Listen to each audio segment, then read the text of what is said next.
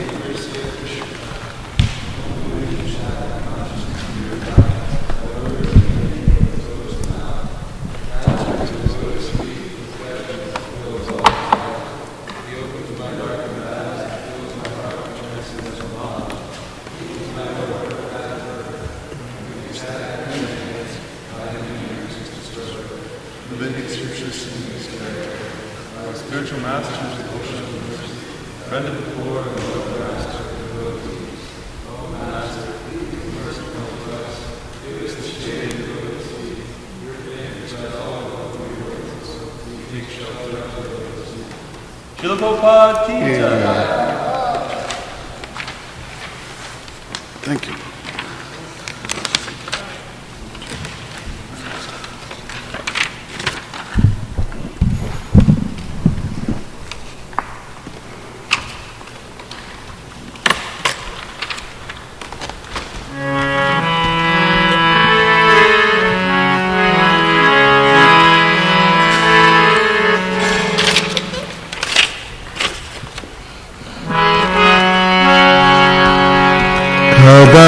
चित्कालिंदी तटवेपि न संगीत करावो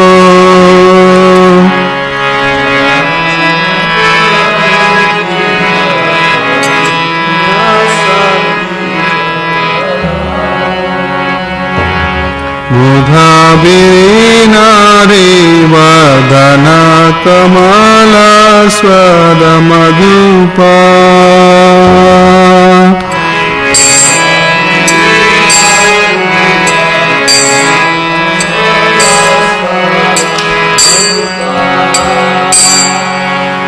रमा शंभु ब्रह्मारपति गणेशार्चिता पादो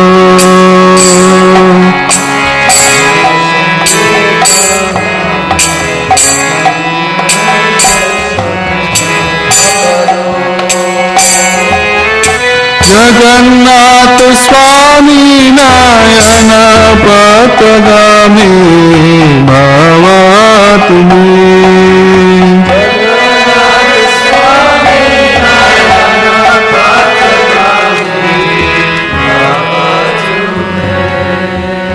भुजे स्वये वेणुं शिरसि शिखि पुच्छं कटितटे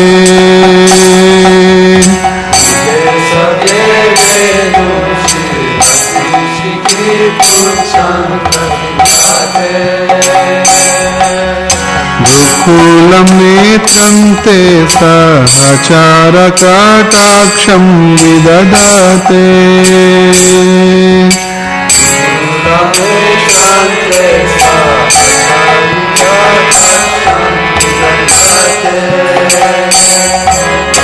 तदा श्रीमद्वृन्दावनवासति लीला परिचयो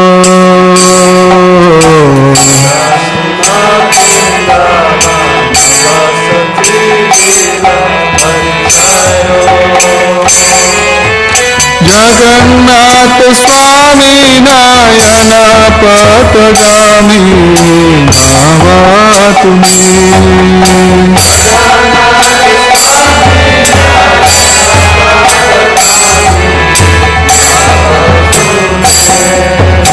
महाम्बुदे स्थिरे कनकरुचिरे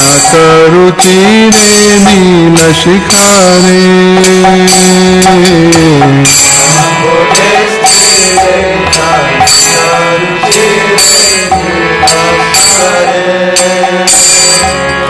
वसन प्रसादन्त सहज बलभद्रेण बलिना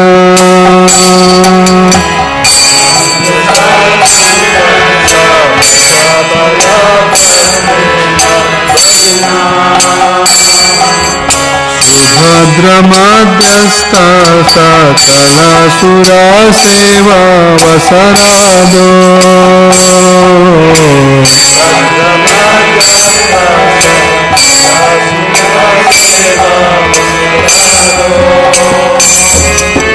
जगन्नाथ स्वामी नयन पथगामी भावा तुम्हें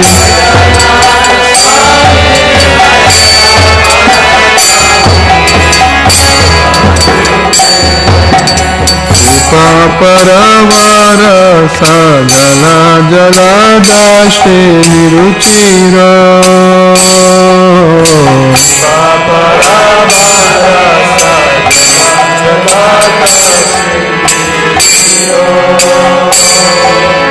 रमावनी राम सुरदामल पंकेरुकमुका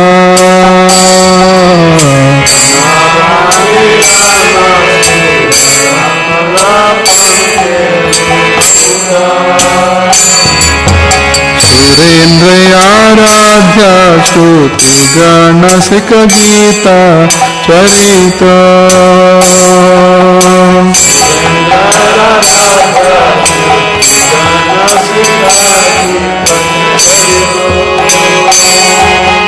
जगन्नाथ स्वामी नयन पथगामी भावा तुम्हें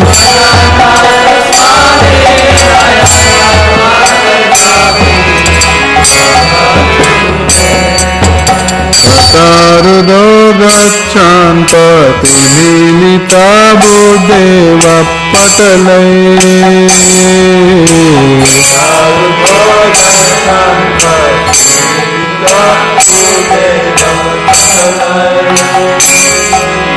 तुति प्रदुर्भावं प्रतिपदमुपकारण्य सदया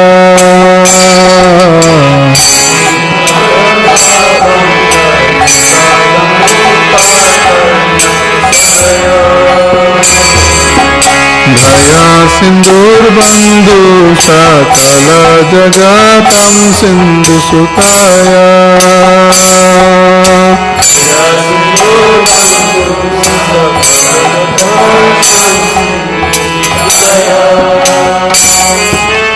जगन्नाथ स्वामी नयन पथगामी भावा तुम्हें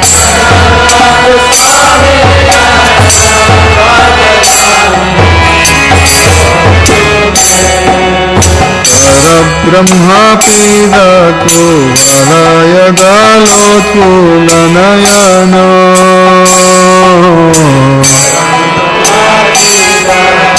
साध की जय। पूर्ण प्रेमानंदे Hari Hari.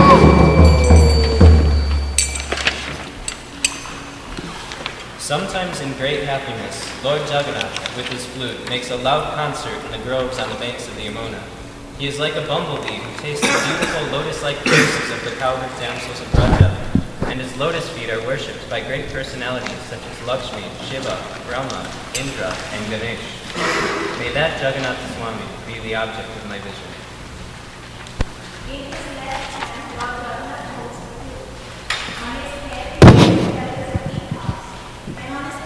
He wears fine yellow silken cloth. Out of the corners of his eyes, he bestows sidelong glances upon his loving devotees, and he always reveals himself through his pastimes in his divine abode of Vrindavan. May that Jagannath Swami be the object of my vision.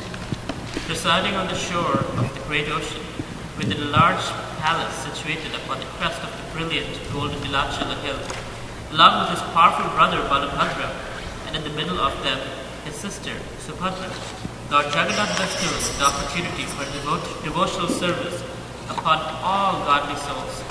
May that Jagannath Swami be the object of my vision. Lord Jagannath is an ocean of mercy, and he is beautiful like a row of blackish rain clouds. He is the storehouse of bliss for Lakshmi and Saraswati, and his face is like a spotless full-blown lotus. He is worshipped by the best of demigods and sages, and his glories are sung by the Upanishads. May that Jagannath Swami be the object of my vision. When Lord Jagannatha is on his Ratha Yatra cart and is moving along the road, at every step there is a loud presentation of prayers and songs chanted by large assemblies of Brahmanas. Hearing their hymns, Lord Jagannatha is very favorably disposed towards them. He is the ocean of mercy, the true friend of all the worlds. May that Jagannatha Swami, along with his consort Lakshmi, who was born from the ocean of nectar, be the object of my vision. The ornament of the head of Lord Brahma, and his eyes are like full-blown petals of the lotus. He resides on the Nilachala hill, and his lotus feet are placed upon the heads of Anantadev. Lord Jagannath is overwhelmed by the mellows of love and becomes joyful in the embracing of the body of Srimati Radharani.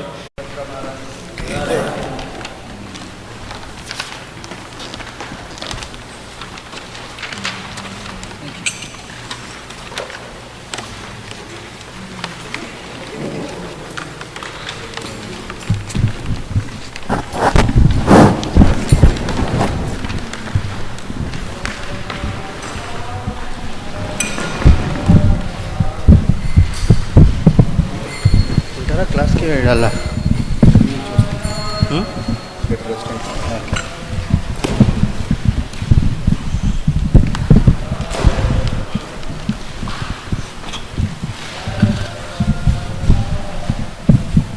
Can you get me a Bhagavatam? 4th canto, part 2.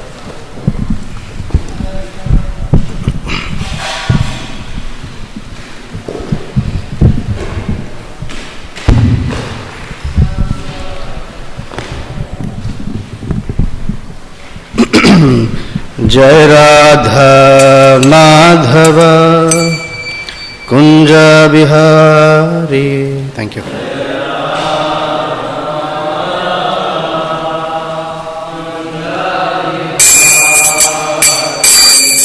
जय राधा माधव कुंज बिहारी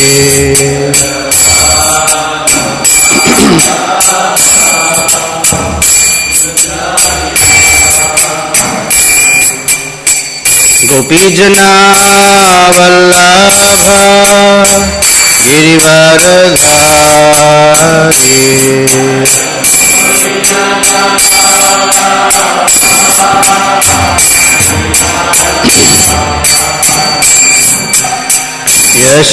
यशोदनंदन व्रज जनरंजना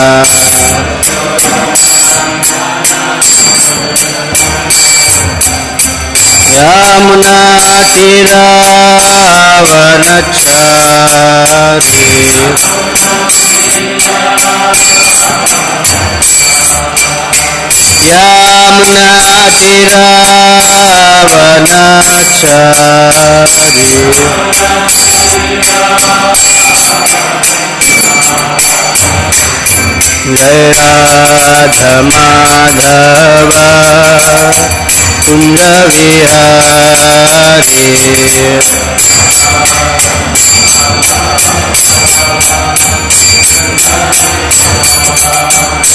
जय गोपी जन वल्लभ गिरिवरधारी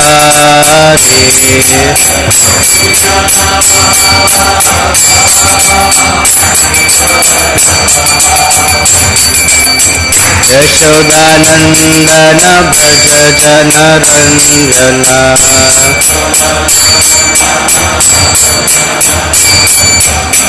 यमुना तीरावनचारी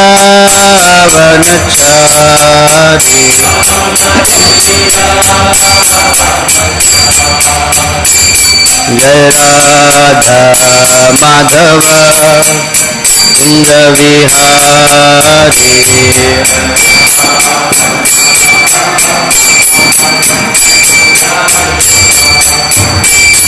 जय राधा माधव कुंज Vihari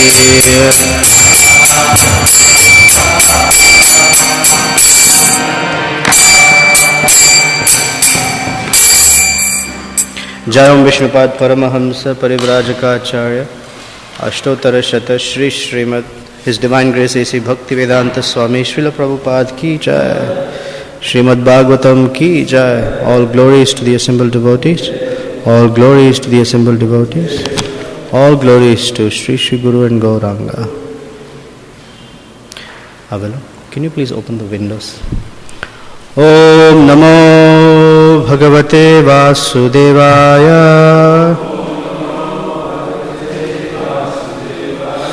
Om Namo Bhagavate Vasudevaya. Om Namo Bhagavate Vasudevaya. Grantaraj Srimad Bhagavatam, Canto 4, Chapter 28. Puranjana becomes a woman in the next life. Text 58. Vipanastu kriya shaktir bhuta prakritiravya shaktadhisha pumam stvatra pravishto navabudhyate. Vipanastu kriya shaktir bhuta prakritiravya shaktadhisha pumam stvatra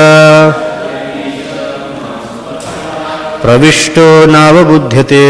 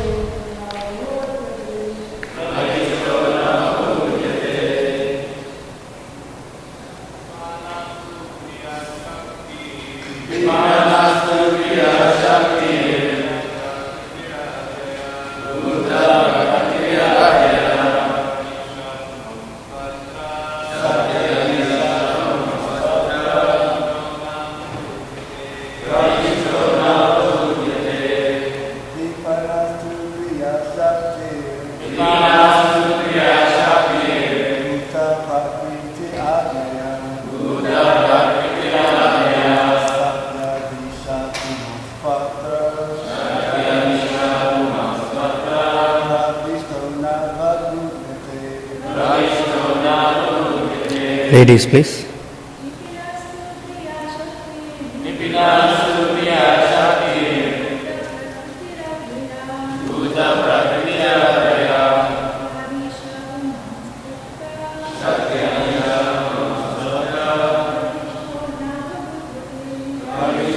that is ether, and air are not mentioned. And the modes of matter are products of material nature. End quote. Prakriti, material nature, and Purusha, the living entity, are eternal. When the both come in contact, there are different reactions and manifestations. All of them should be considered the results of the interaction of the three modes of material nature. Om Ajnana Timirandhasya Jnananjana Shalakaya Chakshur Unmilitam Yena Tasmai Shri Gurave Namaha Shri Chaitanya Manobhishtam Sthapitam Yena Bhutale Swayam Rupa Kadamahyam Dadati Svapadantikam Vancha Kalpatarubhyascha Kripa Sindhubhya Evacha Patitanam Pavanebhyo Vaishnavebhyo Namo Namaha Jai Shri Krishna Chaitanya Prabhu Nityananda Shri Advaita Gadadhar Shrivasadi Gaura Bhakta Vrinda Hare Krishna, Krishna Krishna, Hare Hare Hare Rama, Rama Rama, Hare Hare.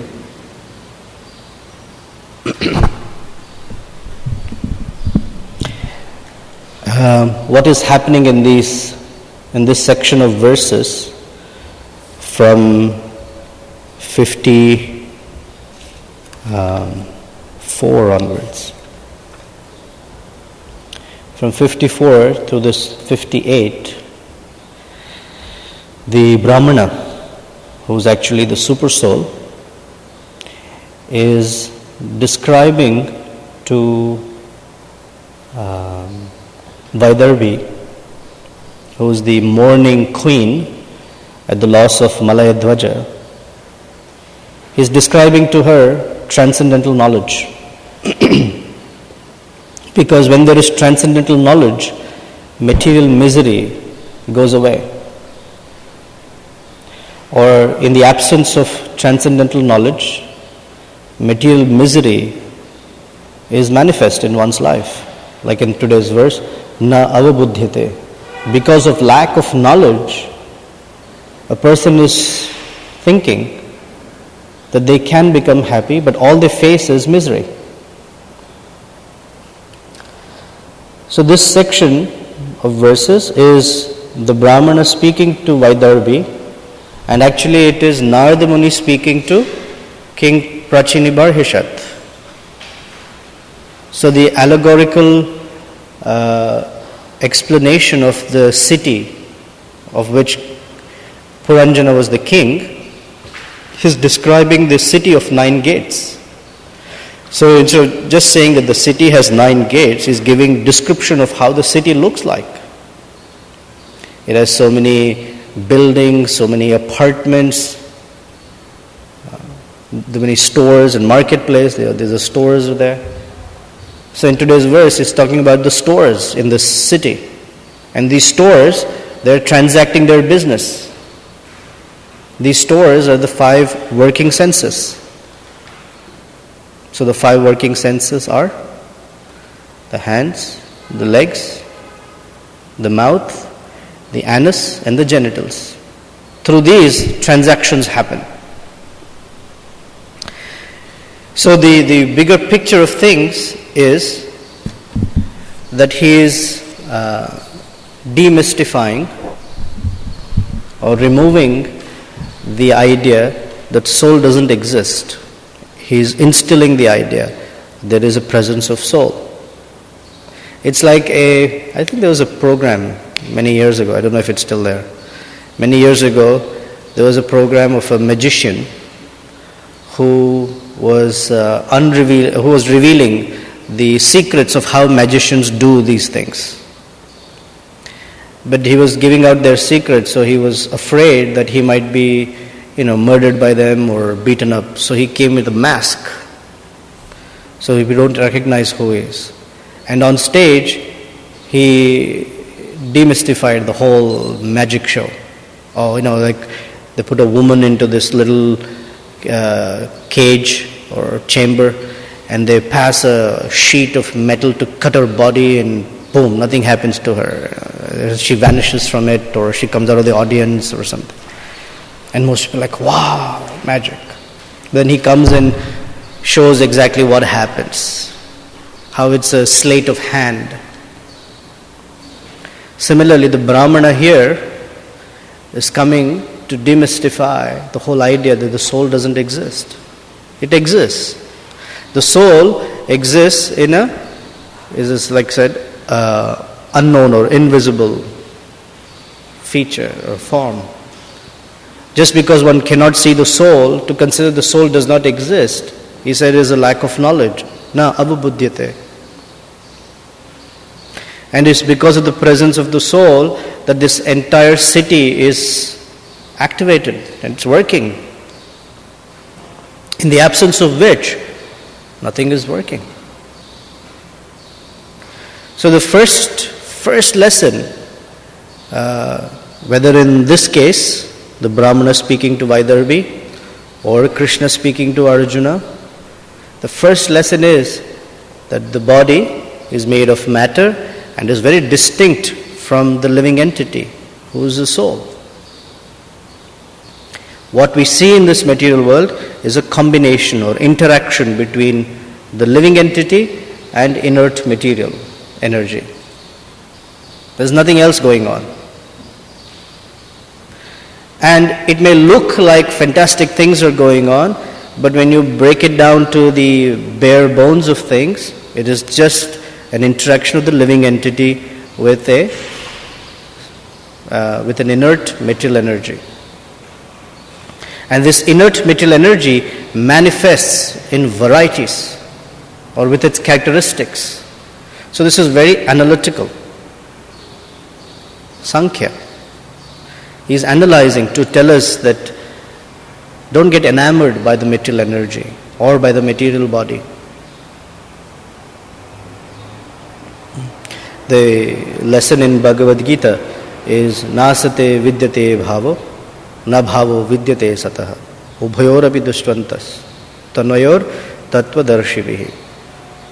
That those who are the seers of truth, they understand that for the material body there is no endurance, and for the spirit soul there is no annihilation. And everything that we see them side by side. So we see matter and spirit side by side. This is the actual vision of truth, tattvadarshibhi. Most people don't see like that because they don't have the vision of truth. They see everything as one unit. This person, this event, or this person has behaved like this. That's because they cannot distinguish that there is a soul and there is a covering of matter.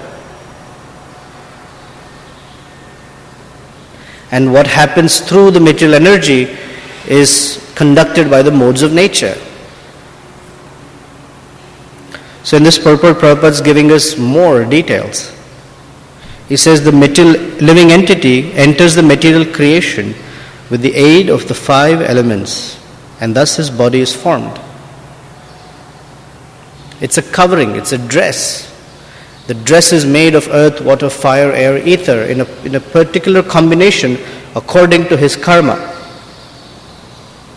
So some people have this kind of body, some people have that kind of body, some people have tall body, short body, fat body, lean body, good body, not so good body, this color, that color, this much hair, lack of hair, like that.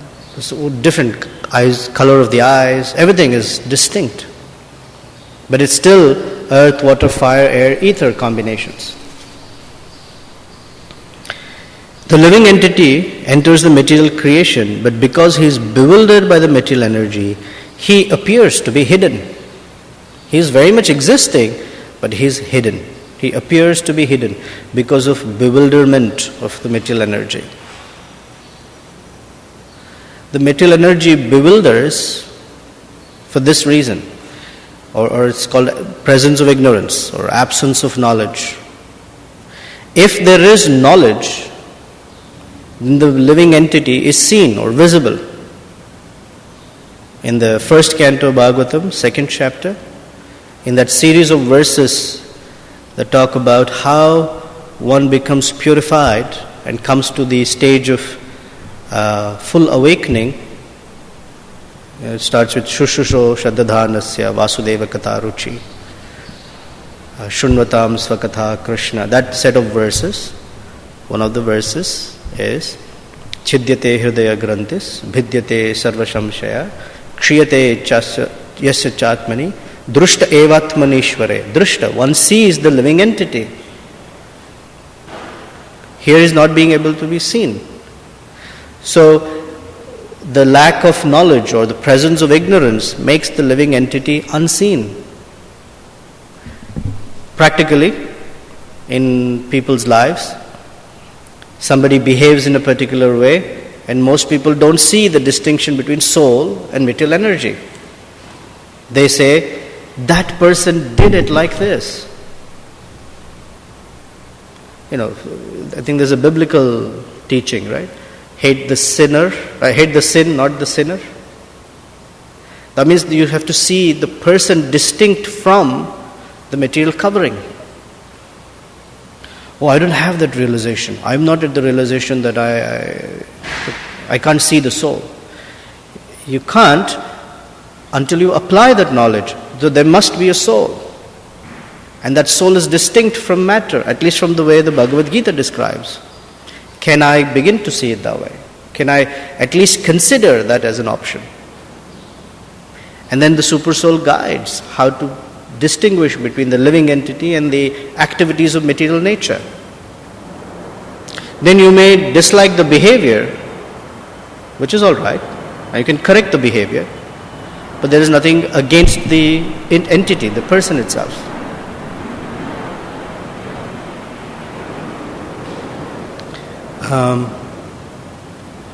This bodily conception is prominent, it says, because of ignorance. Na avabuddhyate. The ignorance is, I'm not spirit soul, I'm actually a product of matter. This morning I was hearing Prabhupada saying, it is so easy to see the soul. But people don't even consider for a moment, therefore they don't understand it. He said, so easy. That this body, when we were young, we had a child's body, and now we are older. And people say after the end of the body, everything is finished. Prabhupada says, my childhood body is finished, my adult body is there, but I still have memory of my childhood. How can you say that everything is finished? It's not finished. It's so simple logic, simple argument. For a Tattvadarshi, it is very straightforward. For a person who doesn't have that vision, it's like the simple truths are more are extremely complicated.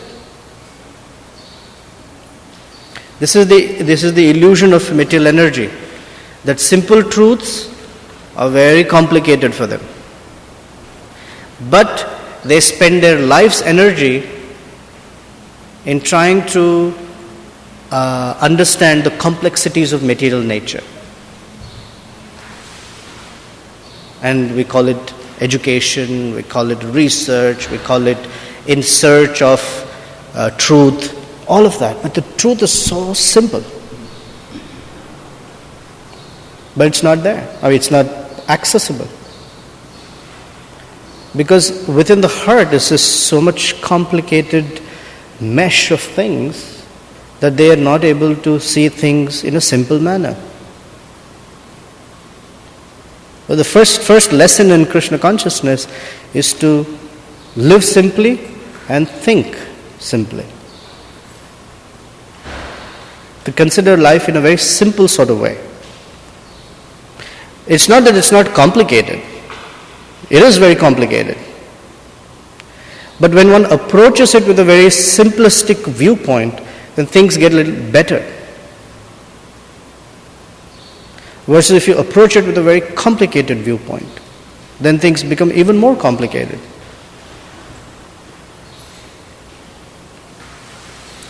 Intelligence is described in the feminine gender, buddhi or dhi, but owing to her prominence, she is described in this verse as adhisha, the controller. Although feminine in nature, she is the controller. She controls the wanderings of the living entity. Because through intelligence is what we do everything. Material intelligence. Ideally, we want our spiritual intelligence awakened, but material intelligence controls our activities. The living entity lives by means of fire, water and food grains. So now Prabhupada is describing that the basic subsistence happens by three elements: earth, water and fire, or food grains, water and fire. These three are very important for survival. Therefore in the Bhagavad Gita, Krishna describes Annad Bhavanti Bhutani. Without food, living entities cannot survive. The food replenishes replenishes and rejuvenates this material body. That food contains water and fire all combined. These three, when we cook our food, we add water and we food grains. These three combined make food for us. And these three then nourish and revitalize the body. In this way, the solid part of food makes our, where does it say? Stool. The solid part is transformed into stool. It's the carrier of the real, semi-solid or semi-liquid part of food. It's the carrier. Like rice, for example, is hard on the outside. Inside is the nice soft starch. So he said the solid part, because it's the carrier, it converts to stool and is flushed out. The semi-liquid becomes the flesh. And the liquid portion again transforms into yellow color and has three divisions. One is urine. I don't know what the other two are.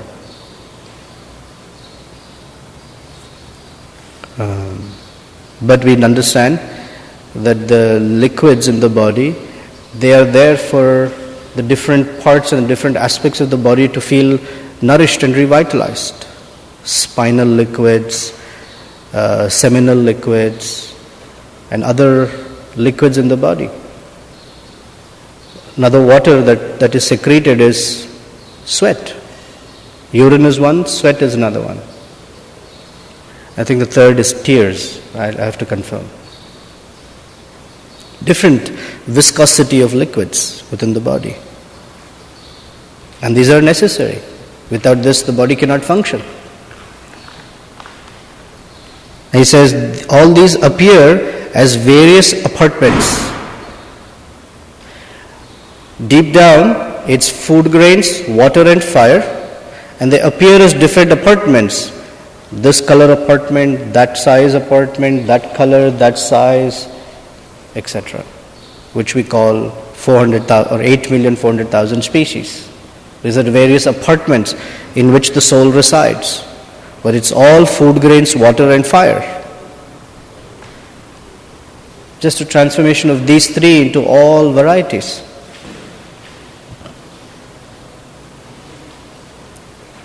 The fiery portion is divided into three, and one is called the bone. So then Prabhupada gives the principle or summary. The principle is that there is the living entity and material energy, and both are eternal. But when they come in contact with each other, all sorts of transformations begin. It's like in the movies. The man looks at the woman and there is sweet music, the camera rolls round and round and round, and they have all these things happening, and voila, suddenly they have a big family. All transformations have happened.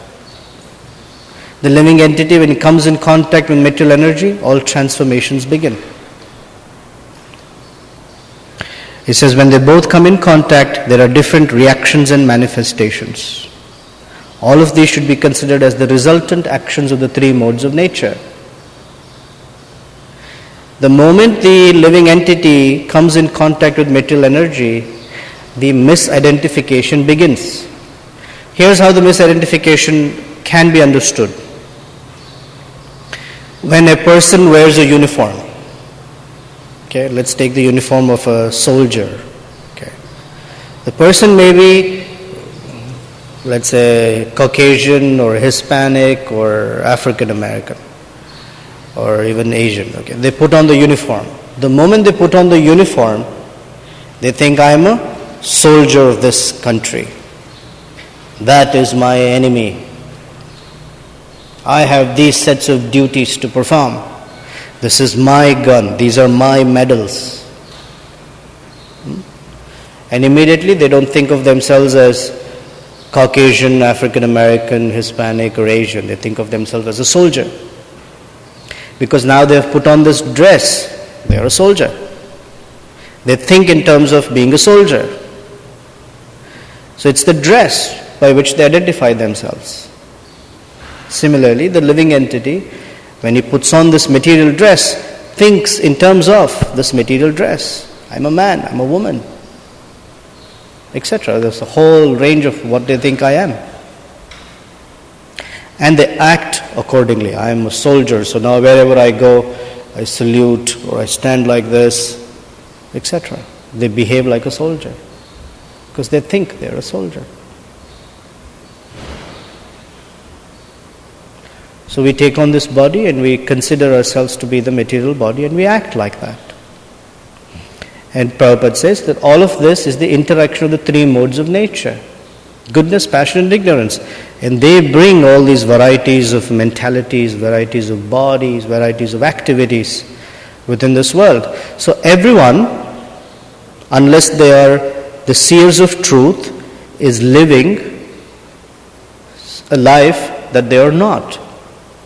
It's all a big unconscious drama, if you will.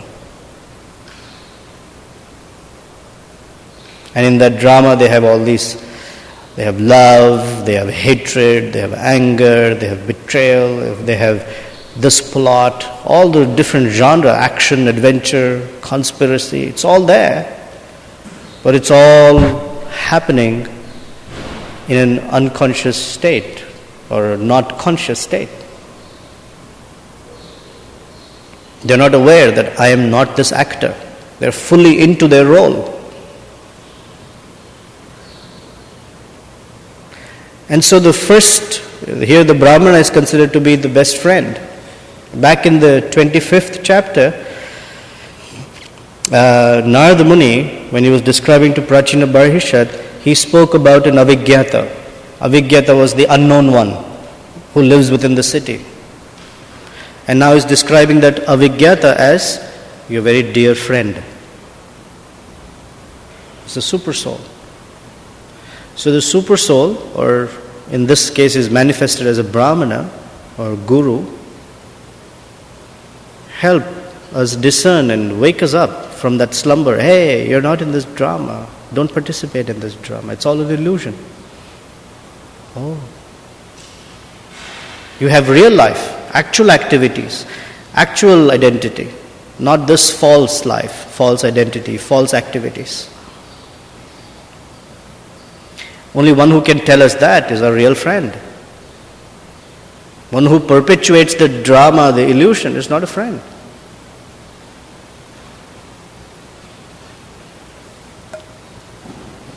Okay, any comments? You want to add something? Question? Yes, Himanshu.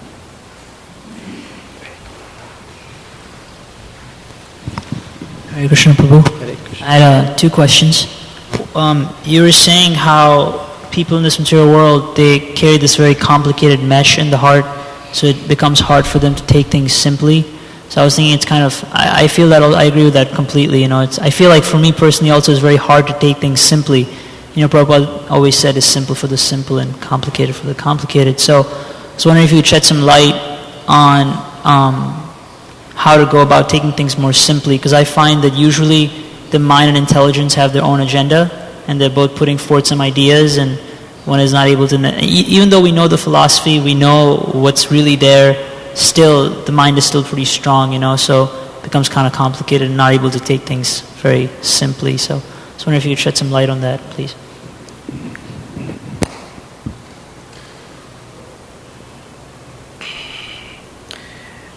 the complicated heart is because of a bunch of experiences, a bunch of conceptions, and certain assets that we have within this world. Education, intelligence, whatever, capacities, they're there. And all these, they interact with us. And so generally what happens in most cases is how we interact with any situation, respond to any situation, is mostly reactive. Reactive means situation happen, boom, we have a response. And very often the response is not a thought out response. It's just a response. It's a habituated response. It's a conditioned response. Because there are certain patterns of material energy that we have learned to recognize. And we say, that's how it is, that's how it is. So it's a habituated, it's a reflex response. And that reflex comes from complications of being in the material atmosphere. The simplistic approach, or becoming simpler approach, is to first learn to, it's called consider, think through before responding. What would be the best response? It's a mode of goodness response. A transcendental would be how best to serve Krishna in this situation. What is pleasing to Krishna? What my reactionary response might be, I know that very well. It may or may not be pleasing to Krishna. So let me consider what will be pleasing to Krishna in all of this.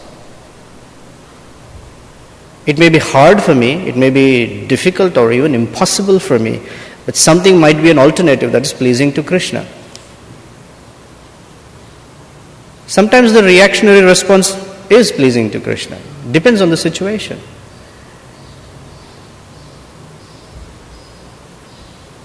But we have to consider. The moment we begin to consider, what happens is we see through. We consider through the complexity of, whoa, look at all the things that I'm considering. And there are so many bits of things that I don't know or I have not thought about. So the simplistic is, what is pleasing to Krishna? Just that one little significant question breaks through all the clutter. It's like groping in the dark versus just a simple activity of flipping the light switch on. That's simplistic considerations. Now for that we need practice. It's called Vaidhi Sadhana Bhakti. The practice is there. That my conditioned nature is like this, and I'm cultivating a whole nature in this direction. And in that sense it's not easy. In the other sense it's easy. It takes cultivation. One who's not cultivating, for them it's very difficult. Or said differently, if you're not applying the teachings that are in the Bhagavad Gita, then it's difficult to see things simply. Then it becomes a whole catch-22. Well, it's too complicated for me. This vision is too difficult. I don't have that. Or we haven't applied that. Well, it's too difficult to apply. Therefore you don't have it. And then we don't move anywhere because... So the first step is to apply. Apply in at least the simpler things in life. And then the more complicated things can be taken up. That's one way. Your second question? One statement that Prabhupada makes in the first canto that I never fully understood. I think he's basically saying that the reason why we like things in the material world is because of the presence of the spirit soul in them, and then I think gives the example of like when the father dies, we're all crying, but the Father is right there, so what is gone, And it was in context of this discussion this morning, I was wondering if you could speak about how we're not even conscious of the soul, right? This is a vision we have to develop. Still, the senses are attracted to things, and the reason is because there's a soul present, but we're not even conscious of it. So how is that attraction manifesting? Well, it's not, we are not conscious of it. We are the soul. We are not conscious of our identity. When one is conscious of his identity, then is how Krishna describes in the Bhagavad Gita, the Sthita Pragya section. One knows, I'm going to withdraw my senses at this time. Or now is the time for the senses to contact the sense objects in this manner. We are not conscious of our identity. So like going back to the example of the soldier, we put on the uniform and now we think like a soldier. We tell everyone, hey, I'm coming up, 12 o'clock, 2 o'clock, there's a person standing, the language that they use, someone's here, someone's ahead, someone's behind, 6 o'clock, someone's right behind you or something. We talk that language because now we're thinking like a soldier. We forget our identity. And when one forgets or not aware, then one's on this autopilot mode, which is conducted by the modes of nature. Conducted is just taken on. One example that helps me is we're driving a car. Let's say a big car, an SUV or a van or something, or even if it's a small car. We're driving. Who's the controller? Naturally, the driver, right? Because the driver turns the steering and the whole big vehicle moves. Although there's an engine, there's a whole transmission system, braking system, all of that's there. But ultimately it's the driver who's the controller. And suppose the driver, tunes out, hits the cruise button, then who's the controller? The car becomes the controller. And the car sways away from the street, and although the living entity, the driver is far more powerful than the car and can bring it back, just lets the car control him. That's the unconscious, unaware state, just or much, like the driver goes to sleep in the car. Happens, right? Drivers do fall asleep. Then the car just goes wherever, goes awry. So matter then controls the living being. But he's awake and alert, then he can guide. I should not take this turn, I should indicate left here, hit the brakes now. It's conscious. So most of the conditioned, not most, all of the conditioned living entities, although they are conscious beings, within the material world, they're living like a zombied or unconscious. They just matter carries them. The waves of the three modes of nature carry them from one situation to another, one situation to another. And within this they think, I'm doing something, I'm doing something. They're not. And because they're thinking I'm doing something, all these reactions manifest. Ahankara vimudatva, kartaham iti manyate. I'm down, look at me, I have blah blah done this, and look at all the results that have come. Does it with a full misidentification of who he is. We do it like that.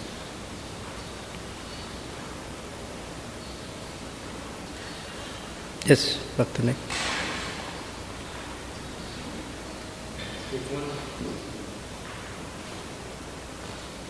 If one's material characteristics are determined by his previous material activities, then what determines one's first material body when he enters material nature?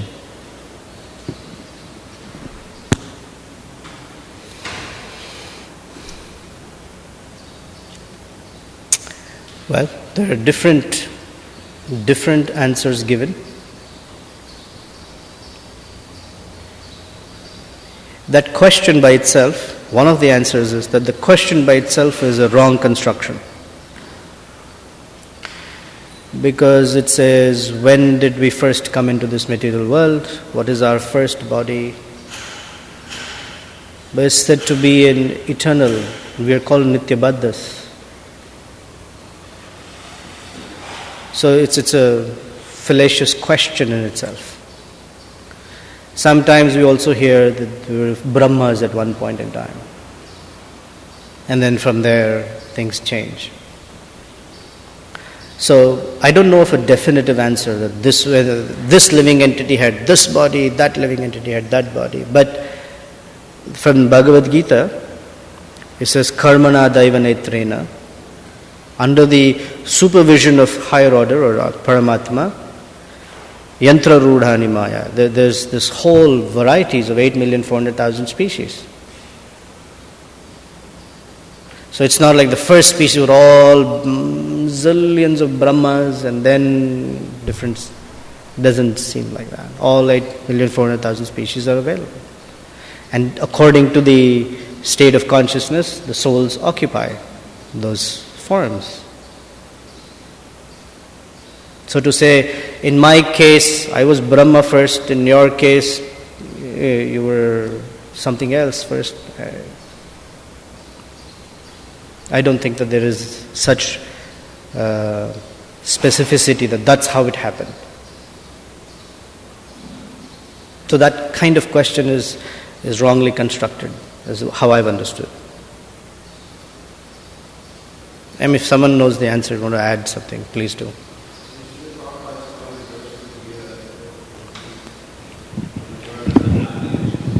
Yeah, anadi.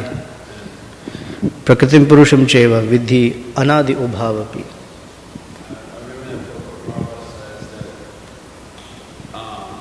It is not possible for condition To understand. Because the Lord certainly knows, how because the beginningness means like Give the mic, please. beginningness means it's almost eternal. Right. So then we've been in the material world almost eternally, according to that. So you cannot make out at what point, as you were describing, what body came at what time, what point. So there's no starting point as such. There's no starting point for the material existence because it's also eternal. Correct. So you cannot say this is the start of the body. There's no start for the material existence. So it's a wrongly constructed question. Anything else? Final? Whoa, final 4. 5. We have time for maybe 2 at the most. So. Hare Krishna. Prabhu. Hare Krishna. So you spoke about learning how to hate the sin but not hate the sinner by distinguishing spirit and matter. You were quoting Bhagavad Gita. And I was wondering this... I also remember something from Bhagavatam about if we're able to... Now, please correct me if I'm wrong. If we're able to accept whatever is happening to us, then we become inheritors of a place in the kingdom of God. And I'm sure I don't understand this, but if we draw that out, if we look at the Bhagavad Gita, we also hear that one who's always striving for perfection is assured of liberation in the Supreme. So how do we understand to reconcile this, that just simply being passive to everything, allowing things to happen, but also at the same time we should be striving? How do we know how to operate? So first of all, our progression in spiritual life is not to be passive to everything that happens. In fact, Arjuna was in that state. Anyway, they've taken my kingdom. Anyway, what's the use of fighting? Let me just accept this and go to the forest. And Krishna said, no way. You cannot be passive like this. Uttishta, get up and fight. So ours is not just a passive acceptance of things. Another is passively thinking that this is what I should accept in life will put us in bigger trouble. When the prostitute came to Haridas Thakur's house, he didn't passively accept, oh, Mahaprasad. He considered, whoa, hold on a second here. So the perfection that one has to strive for is, as things come by, consider, well, don't consider who did, who the cause is. Because then you will look only short term, he did it or she did it. But as things come, consider how best to respond in a way that enhances my relationship with Krishna. This is the perfection to strive for. And it's not easy. But that's the perfection to strive for. That Krishna may be using this person, that person, this incident as some instrument for some situation. And it's just not that every time that situation is for me to correct myself. It may not be. It may be to correct something there too. Possible. Depending on whatever service or situation that we have.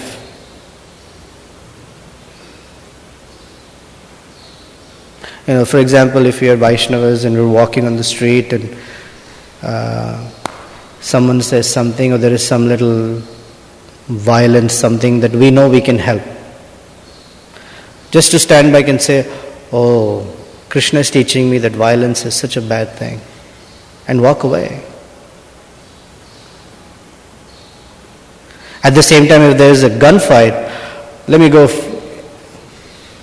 That's the time when, because we don't have the capacity, we walk away. But where we know we can, we should do something. Krishna is using us to do something. I'll use simpler things. Let's say we're here and there is a family, and let's say the father or mother is yelling at the child. For us to intervene and say something that we know from Prabhupada's teachings is the reason we are there. It may also teach us something about ourselves, but there also may be something for us to do. So passivity is not our answer.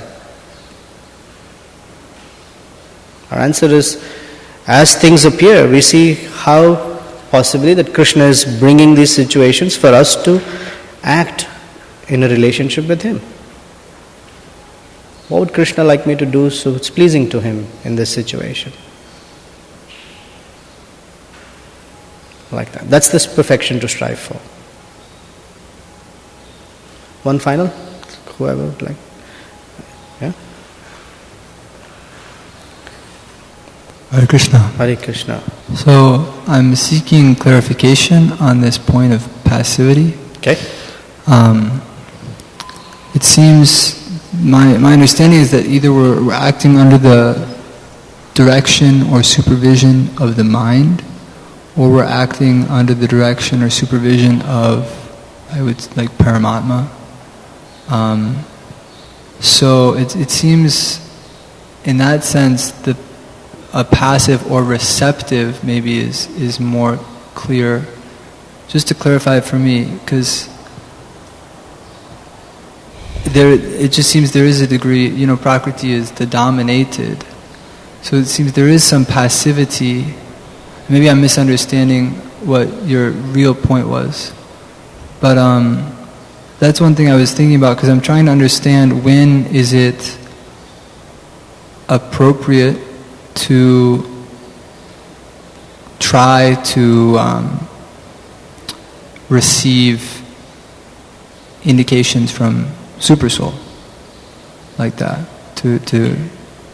So let me ask you a question back. Please. Why should receiving from Krishna not mean that we do something about it?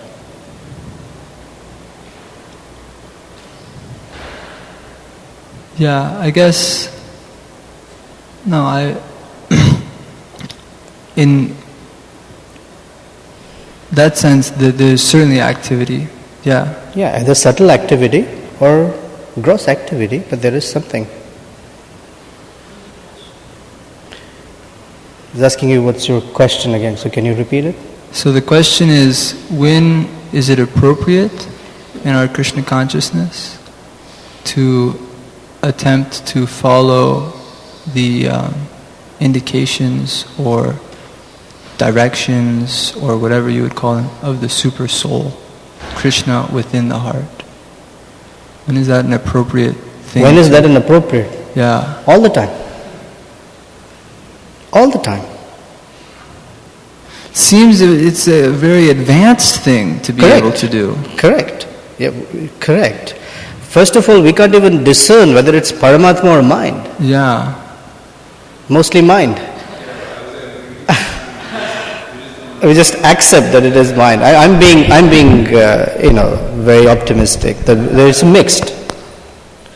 So the mix means even 1 versus 99%. It's still a mix, but it's mix.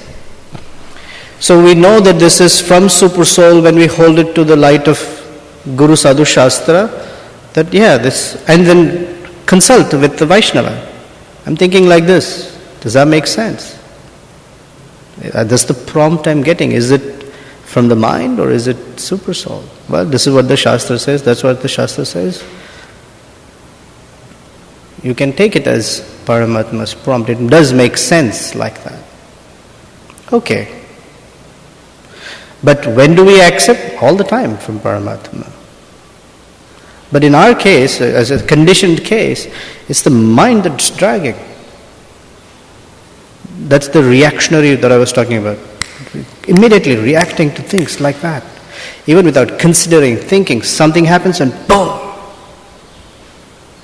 Because the mind's a very fast reactor. Fast reactor. Actually, in nuclear technology, there's something called fast reactors. Another difficulty is that you can find different scriptural references to support many different can you give me one? Options. Like, Arjuna was quoting with Krishna in the beginning of Bhagavad Gita, he was quoting all these things from, I think it was from Shastra, like indicating, how one should behave, how one should act, like this. But he was personally motivated in his effort to, find Shastra to back up basically what his conditioned mind was telling him. Correct. So, how to avoid that? Arjuna is a quintessential case of rationalizing my view with some support that allows for that view. We fall into the trap. We fall into the trap that I have an idea and I'm attached to that idea, and because I'm attached to that idea, I will find all supporting information for that idea. And Krishna says, Pragyavadamsha bhashase. You're talking as if you're a learned person. Huh? Who said something? Pragyavadamsha, you're attached. The fault of Arjuna is not that he was quoting Shastra. The fault of Arjuna is he was attached to his idea and not considering Krishna's view. Shastra, that's why in the 15th chapter Krishna says, Vedeshcha sarve rahameva vedya. My dear Arjuna, all the Shastra you have quoted is useless if you don't follow what I am asking you to do. Because Shastra is like this. And ultimately it's what Krishna wants us to do. That is Shastra. We can find everything that matches our attachment in Shastra. We can find it. Because we are looking at it from a colored view. So Shastra will support sense gratification actually. This is why Narada Muni chastised Vyasadeva. That what you have done by which people will take support from your teachings and continue sense gratification. So he called it Ushikshna, pilgrimage for the crows. But he says, Tagvag Visarga Janata Agha Viplava Namani Anantasya Yashankitani. Yasha Ankitani. That when you consider the glory of Krishna in every situation, even if it is faultily done or expressed, Shrudvanti gayanti gridanti sadhava. It's a viplava, it's a transformational effect that it carries with it. So it's the attachment that's being addressed, not the Shastra. So the passivity in this case is that we let ourselves be dragged by the mind and the attachment. That's our passivity. Whatever. Mind is taking me, I'll take. The intelligence doesn't say, hey, Haribol, stop. Does that make sense?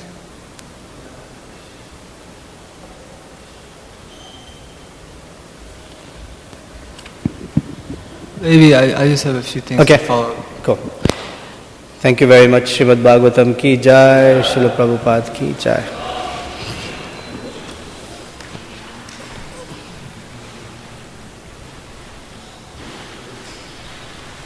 Oh, how nice, you two stayed back.